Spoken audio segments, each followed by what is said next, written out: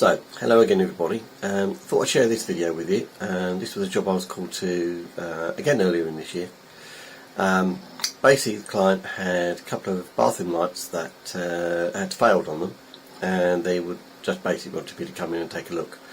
Now unfortunately when I got there they had tried to do this themselves, so you'll notice the damage in the ceiling when they try to get them out. Obviously they're downlights, and in doing so they've taken them down and pulled half the ceiling with them. So the damage you see wasn't down to me, it had already been done, and they'd already said that they're going to get a plasterer in to repair the damage. They just wanted me in to do the electrics, which is fair enough.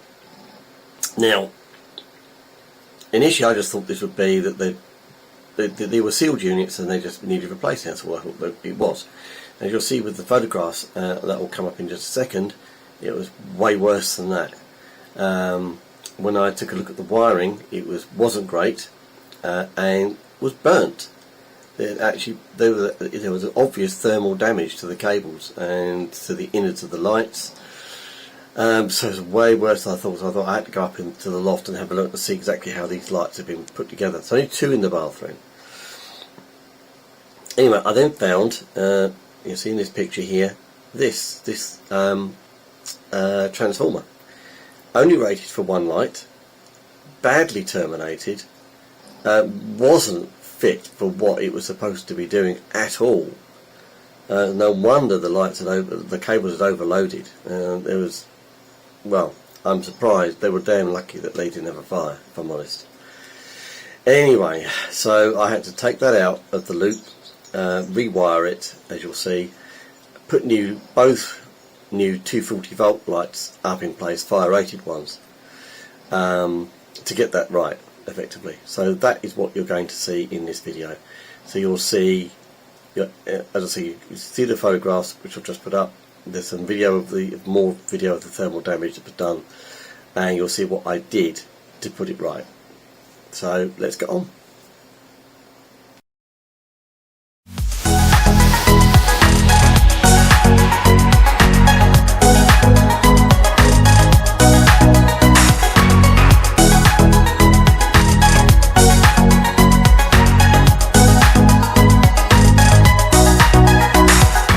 If anyone wants to see what thermal damage looks like, there you go. Focusing up. Line cable, as you can see, black to the end. I'll just drop that. There you go. So here we go. We're back at the bathroom lights fitting. You might see in the photographs, remember from the photographs, the problems that I've had. This is the driver that shouldn't be there. So that cable that's still connected is the incoming light circuit feed, and this one here, which I've already stripped back, is the cable going to the lights in the bathroom. I've already done a continuity test on all those cables to the lights, and they're all done. The thermal damage parts of the cable have been taken off, cable's been tested, the remainder of that cable is fine. So I'm happy with that. So what I'm going to do is I'm going to fit two 30 volt lights, fire rated IP65 lights, into that bathroom. So I'm just going to do a test on that with my tester to make sure it is actually dead, which I'm pretty sure it is. And then I'm going to join that cable to that cable with those, and somewhere, or those. And then that can be junked. That's no good to man or beast. So I'll do that. I'm not going to video wiring these. I'll video the Wago box when I've done it. Actually, I am going to show how we do this in case people haven't seen these Wago connectors before. They are snap fit connectors, as you can see, and they have written on the side a rating somewhere, be it 32 amps and so on. This is rated at 20 amps. So these are fine for a lighting circuit. If I were putting these on a ring final, I would make sure I got some at 32 amp. But simply put, you just lift those two levers, you get your two cables, and I will do the two lives. You can see that? Yep, yeah. I'm going to stick that, should just go straight in, clip the lever, get the other live.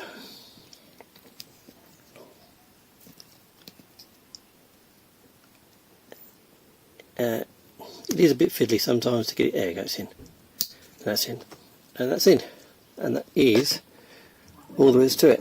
And this is the Wago box, so the two cables, oh there you go, two cables come in there, and through there. Had to mention this, I saw this on CJR Electrical. This is a brilliant piece of kit for stripping cable. This strips all sorts of cables. You've got those for stripping the actual wire itself. There's a blade here for stripping the cable lengthways. You can strip all sorts of cables through here. I've actually put a 5-core cable through here, 2.5mm, and it stripped it no problem. And there's also another bit here, which I can't remember what does. I can't remember what that one does. But this is brilliant. Love this thing. Anyway, sorry, I digress. So I'm going to finish getting these together. I'm probably going to get some more cable. That's probably a bit silly. That I probably need a bit more of that off. And then we'll show you the finished article.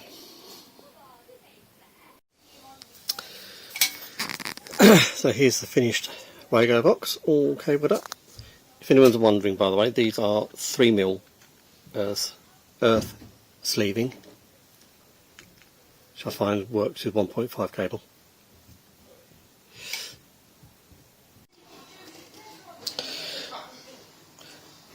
So, going to finish off now. We're going to fit these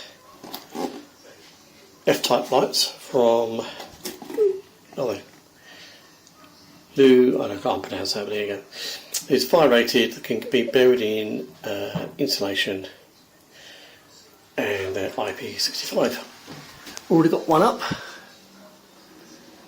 and the other one is going over there.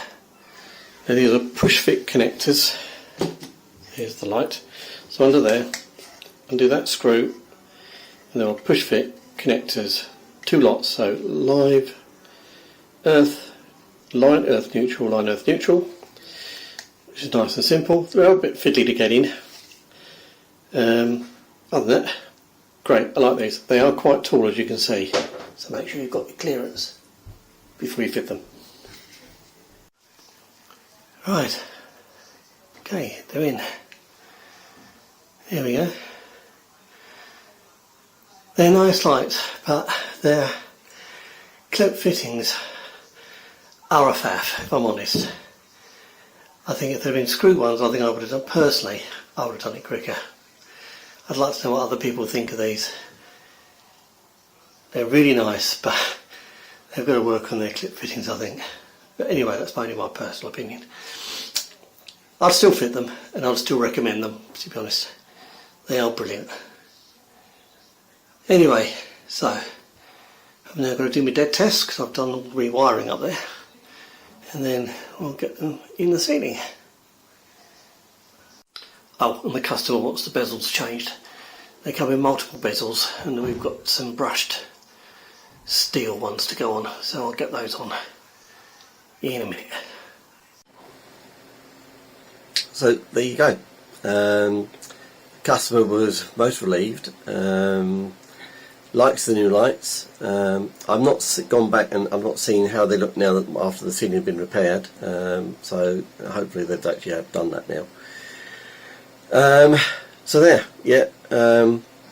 Just, you know, I don't know who it was who actually did install it, but if you're going to install 12-volt lights, 12-volt LED lights, just make sure you put the right transformer in, because this wasn't. It was only rated for one light, not multiple lights. Hadn't been terminated correctly. It was, you know, if someone had brushed up against it, it was just taped to the board. Someone had brushed up against it, they'd have been brushing up against cables, they could have got a shock. Not great. You know, you really, if you're going to be doing any light installs, you've got to have a qualified electrician doing it, not anybody else. They've got to be qualified, otherwise you risk a fire in your house. Okay.